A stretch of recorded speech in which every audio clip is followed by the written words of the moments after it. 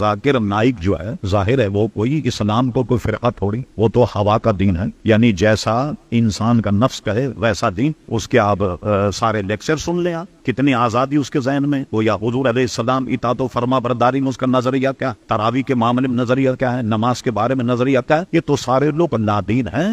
ان سب سے یہ ہوا ذاکر نائک اور غامدی وغیرہ، یہ سارے گمراہ فرقے کے لوگ ہیں، ان سے بچا جائے۔ صرف میں ایک آیت کوٹ کر کے آپ کو بتاتا ہوں، اگر اسلام اتنا ہی ہوتا نا کہ صرف قرآن اور سنت، اس کے علاوہ کچھ نہیں، جیسے لوگ کہتے ہیں، حالانکہ یہ نظریہ خود قرآن کے بھی خلاف، اطیع اللہ اطیع الرسول و اولی الامر منکم، اطاعت کرو اللہ کی، اس کے رسول کی، اور اولی الامر منکم، جو تم میں صاحب امر ہیں۔ تو صاحب امر کون ہے؟ اعلیٰ حضرت فاضل بریلوی سے سوال کیا گیا تو آپ کے ملفوظات میں یہ جواب اعلیٰ حضرت نے فرمایا، اس دور میں چونکہ امیر المومنین نہیں، اسلامی بادشاہ نہیں، اولی الامر سے مراد علماء حقانین ہے کہ اللہ کی ساتھ کرو، اس کے رسول کی کرو، اولی الامر منکم، جو تمہارے زمانے کے حقانی علماء ہیں ان کی اطاعت کرو۔ اب قرآن کی آیت بھی سن لی، فرمایا اہدنا الصراط المستقیم۔ اعلیٰ حضرت ترجمہ یہ کیا، دکھا ہمیں سیدھا راستہ نہیں، بلکہ اللہ نے ہمیں الحمدللہ سیدھا راستہ عطا فرمایا۔ ترجمہ یہ کیا، چلا ہمیں سیدھا راستہ۔ کیا مطلب ہوا کہ اللہ تعالیٰ اپنے کرم سے تو نے سیدھا راستہ تو عطا فرما دیا،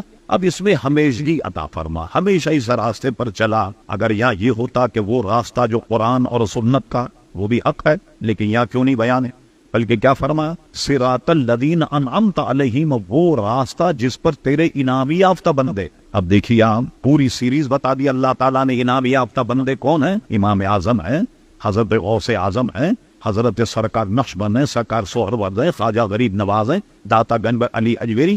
بھئی یہ کوئی انکار کر سکتا ہے انعام یافتہ بندے نہیں؟ اور سارے انعام یافتہ بندوں کا مذہب دیکھی، کیا سب کا مذہب دیکھی۔ داتا گنج علی حجویری نے اپنی کتاب کشف المعاجم بڑے خوب وجہ کر کے بیان کیا کہ میں حنفی ہوں، حنفی مذہب پر نماز پڑھتا ہوں۔ حنفی خواجہ غریب نواز کون تھے؟ حنفی تھے۔ جتنے بڑے بڑے علماء گزرے حنفی تھے، اور امام کے مقلد۔ حضور غوث اعظم غیر مقلد نہیں، حضور غوث اعظم امام احمد ابن حنبل کے مقلد تھے، تو غیر مقلد ان میں کون نہیں؟ کوئی بھی نہیں تھا۔ تو اب کیا فرمایا کہ ان بندوں کا راستہ جس پر تو نے انعام کیا۔ اب ہم ایک مختصر سوال کرتے ہیں تو بہت چبھنے والا، وہ یہ ہے کہ اہل سنت و جماعت کے علاوہ جتنے مذہب ہو، اگر یہ کہیں کہ جس صراط الذین انعمت علیہم ہم بھی اپنے انعام یافتہ بندوں پر عمل کرتے ہیں، تو کوئی ایک 16 صفحے کی کتاب کرامات اولیاء اپنی ذرا لا کے پیش کر دیں کہ آپ نے کتنے اولیاء گزرے، لائیے ذرا کوئی 16 صفحے کی کتاب ہی دکھا دے جو آپ کے علماء کی کرامات اولیاء لکھی ہوئی ہو۔ اور ہمارے اولیاء کی کتابیں تو آپ پڑھتے پڑھتے تھک جائیں گے، زندگی ختم ہو جائے گی، کتابیں ختم نہیں ہوں، کتنی کتابیں الحمدللہ اللہ کے نیک بندوں سے متعلق۔ اس لیے اعلیٰ حضرت نے اس کا ترجمہ بہت شاندار کیا، فرمایا تیرے غلاموں کا نقش قدم راہ خدا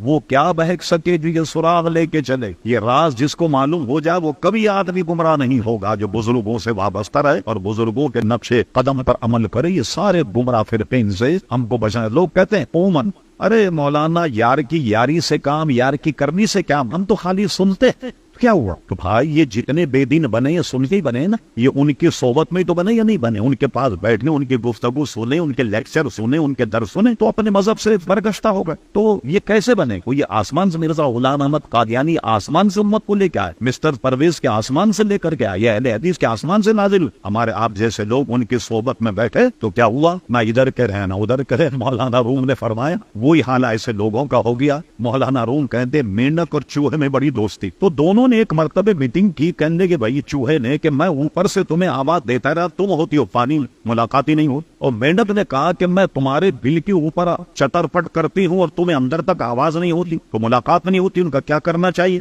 چوہے نے کہا میں ایک دھاگا لے کر کے آتا ہوں۔ یہ مولانا روم نے ہمیں سمجھانے کے لیے لکھا ہے، کوئی یہ پہلی کتاب کا لطیفہ نہیں۔ چوہے نے کہا ایک دھاگا لے کے آتا ہوں، کہا اس دھاگے کو مینڈک سے کہا تم میری دم میں باندھ مار، اور اس سے کہا تم میری ٹانگ میں باندھ مار۔ اب جب تمہاری ضرورت ہو کہ میں تمہیں بل میں سے کھینچ لوں اور میری ضرورت تو تم پانی میں سے مجھے کھینچ لیں۔ مولانا روم کہتے ہیں یہ دونوں مذاکرات کرے، چوہا پھدک پھدک کر گفتگو کر رہا تھا، اوپر سے چیل نے دیکھو کوئی شکار، اب چیل نے شکار تو کیا چوہے کا، اب چوہوں کو لے کر جب اڑی تو مینڈک اس کے دم میں بندھا ہوا تھا۔ تو نہ زمین میں نہ آسمان میں نہ خدا ہی ملا، نہ وصال صنم، نہ ادھر کے رہے نہ ادھر کے رہے۔ جن لوگوں نے دیکھا کہا کیا چیل مینڈک کا شکار کرتی؟ ان کا نہیں، شکار تو چیل نے چوہے کا کیا تھا، اس کمبخت کے دم میں مینڈک بندھا ہوا تھا۔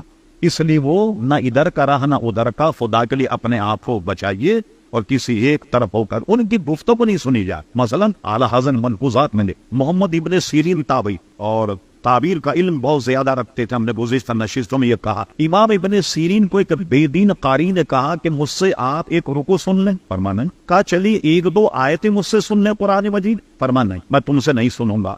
کسی نے پوچھا حضرت تو قرآن پڑھ رہا تھا، تو قرآن کے سننے میں کیا عرض ہے؟